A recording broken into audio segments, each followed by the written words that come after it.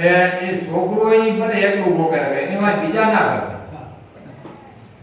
હું છોકરો ગોકરા કરે તો બીજા વાય ઘણા ગોકરા કરતા પણ છોકરો એક બધા કરે તો છોકરું થોડું ગોકરા કરે.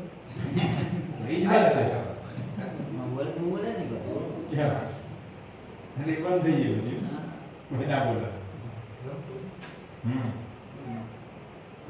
હે પૂર્ણ પુરુષોત્તમ પ્રભુ પરબ્રહ્મ જય સર્વોપરી સુખકાંદ સહજાનંદ જી કમનેય મૂર્તિ માધુરી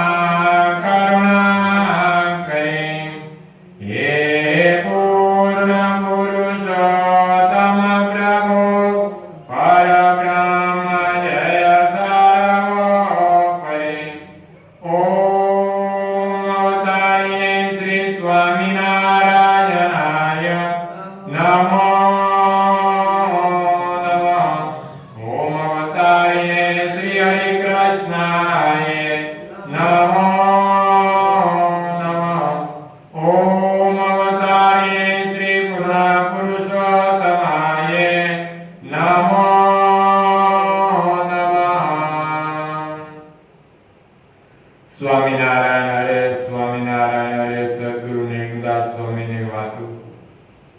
બંગાળમાં સ્વયં પ્રકાશાનંદ સ્વામી રહેતા. તે જે ગામમાં તીર્થવાસી વૈરાગી આવીને ઉતર્યા હતા તેઓ બીજા વૈરાગો પાસે એવી વાતો કરવા લાગ્યા કે પશ્ચિમ દેશમાં જીવન મુક્ત પ્રગટ થયા છે તે ભગવાન કહેવાય છે. આવી વાત સાંભળી પોતે રહેતા હતા તે ઓરડીમાં પ્રકાશ થઈ. એ જોઈને એમના મનમાં એમ થયું કે રાત્રિ આવો પ્રકાશ કેમ થયો? આ તે આગ લાગી કે શું? આવો વિચાર કરીને ઓરડીમાંથી બહાર નીકળીને જોયું તો ચંદ્રનો પ્રકાશ દીઠો. પછી પાછા ઓરડીમાં ગયા, ત્યાં પણ એવો પ્રકાશ જોયો. જ્યાં સુધી સાધુની વાત ચાલી ત્યાં સુધી એ પ્રકાશ દેખાયો. જ્યારે વાત કરી રહ્યા ત્યારે પ્રકાશ દેખાતો બંધ થયો. પછી એમના મનમાં એવો વિચાર થયો કે જેની વાત સાંભળી અને આવું ઐશ્વર્ય અને સુખ થયું, એમના દર્શન થાય તો કેટલું ઐશ્વર્ય જણાય અને સુખ થાય. એમ વિચારીને પોતાના 10-12 ચેલાઓને કહ્યું કે ચાલો આપણે તીર્થ કરવા જઈએ. એમ કહી સાથે 2-3 ઊંટ અને 4-5 ઘોડા લઈને ચાલ્યા. તીર્થમાં ફરતા તેઓ લોજપુર આવ્યા અને ત્યાં સદાવત લેવા માટે મહારાજ પાસે આવ્યા. એટલે મહારાજના દર્શન થયા અને દર્શન થતાની સાથે સમાધિ થઈ. મહારાજનું નરનારાયણ રૂપે બદ્રિકાશ્રમમાં દર્શન થયું. ત્યાંથી ચાલ્યા તે શ્વેતદ્વીપમાં ગયા.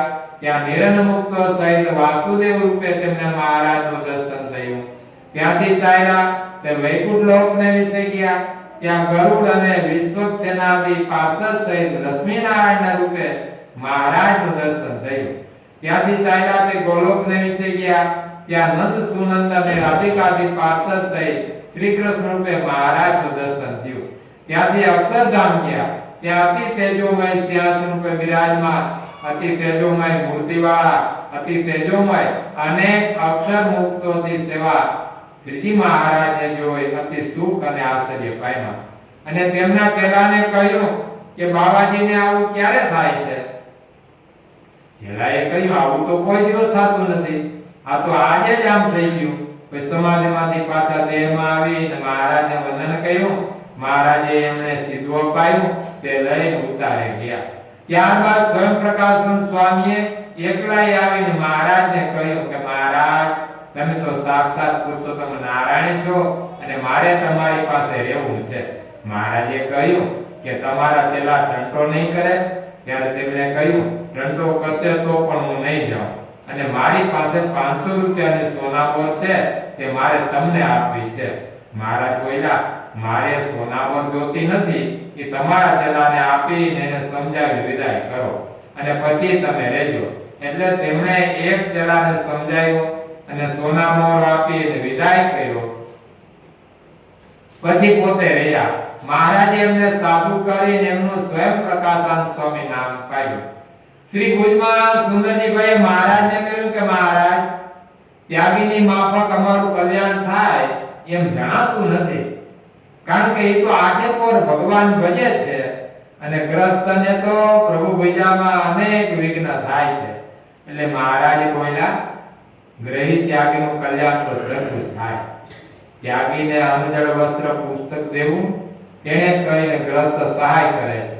એટલે ત્યાગી અને સુખે પરમેશ્વરને ભજે છે, માટે ભગવાન બંનેનું સરખું કલ્યાણ કરે છે. આવો પ્રશ્ન નારદજીએ કૃષ્ણ ભગવાનને કરેલો. કૃષ્ણ ભગવાનને કીધું નારદજી કે નારદ, તારા કરતા તો મારો ગ્રસ્ત ભક્ત છે ને શ્રેષ્ઠ છે. તું તો ત્યાગી છો, ઓલા તો ગ્રસ્ત છે, ગ્રસ્ત એટલે સંસારી. નારદજી કે એવું થોડું હોય, હું તો આઠે પોર તમારું ભજન કરું છું અને ગ્રસ્ત શ્રેષ્ઠ કેમ કહેવાય છે? તો હું કહું બરોબર છે, તારા કરતા મારો ગ્રસ્ત જે ભગત છે શ્રેષ્ઠ છે. એટલે કૃષ્ણ ભગવાને કીધું નારદજીને, એક કામ કરો, તમારી પરીક્ષાની ખાતરી કરવી તો કામ કરો. એટલે એને એક કટોરો તેલનો ભરી અને કટોકટી કોટી કેવો નારદજીને, કારણ કે આ કટોરો ભરી અને આખી પૃથ્વીને પરિક્રમા કરી આવો. નારદજી કે માં હું કે લાવો ને, અને ભાઈ આખો કટોરો ભરી અને પૃથ્વીની પરિક્રમા કરી. કટોરામાં જ મન થયું કે નહીં જરકા હે તો ડોરા હે તો આખે આખો કટોરો ભરી પૃથ્વીની પરિક્રમા કરી ભગવાન પાસે આવ્યા અને ભગવાનને કીધું, લ્યો આ કટોરો, જામાં જરાય ઓછું નથી, બરાબર છે. હવે તમે આ આખો કટોરો ભરીને પૃથ્વીની પરિક્રમા કરી, એમાં મારું નામ કેટલી વાર લીધું, આમાં નામ ક્યાંથી લખાઈ છે? નામ લેવા જાવ, નજર ચૂકી જાવ તો કટોરો ઢોળાઈ જાય. તો પછી મારો ગ્રસ્ત છે ને ભક્ત એ શ્રેષ્ઠ છે, ભલે એની પ્રવૃત્તિ કરે છતાં હાજ હવાર મારું ભજન કરે છે, એટલે એ શ્રેષ્ઠ છે. ત્યાગી કરતા ગ્રસ્ત શ્રેષ્ઠ એટલે કીધું, પણ હાજ હવાર ભજન કરવો જોઈએ. તો એની પ્રવૃત્તિ કરે છે ને, આખો દી ધંધો કરે, નોકરી જે કંઈ કરતા હોય તો છતાંય હવારે ભગવાનનું ભજન કરે અને હાંજે પાછો આવેથી ભગવાનનું ભજન કરે, એટલે એને ગ્રસ્ત અને શ્રેષ્ઠ કીધું. એટલે મહારાજે એમ કીધું કે કલ્યાણ તો બેયનું હતું થાય, ત્યાગીનું એટલું છે ને ગ્રસ્તનું એટલું, કારણ કે ઈ જે ગ્રસ્ત છે ઈ તમને બધું આપે છે. તમને ત્યાગીને જો અન્ન આપે, જળ આપે, વસ્ત્ર આપે, પુસ્તક આપે, આ બધી કોણ આપે? હાલો સાધુ થઈ ગયા હોય, કોઈ સાધુ હોય તો એને કે એમને મળે તો ધંધો નથી કરવો, તો આપે કોણ? તો કે આપે ગ્રસ્ત. તો ગ્રસ્ત આપે છે અને તમે એનું જે કે આપે એ ગ્રહણ કરો છો, તો બેયનું કલ્યાણ હરખું થાય છે. મહારાજે એમ કીધું, ત્યાગીને અંજળ વસ્ત્ર વસ્તુ પુસ્તક દેવું તેને કરીને ગ્રસ્ત સહાય કરે તમને, એટલે બંનેનું કલ્યાણ સરખું થાય. જેમાં શહેર ઉપર લશ્કર લડવા આવે ત્યારે રાજાના યોદ્ધા લડવા માટે બહાર નીકળે, લડાઈ કરી સેનાને જીતે અને રૈયત અનવસ્ત્રાધિક મદદ કરીને સહાય કરે, તેને બળે કરીને જીતે છે.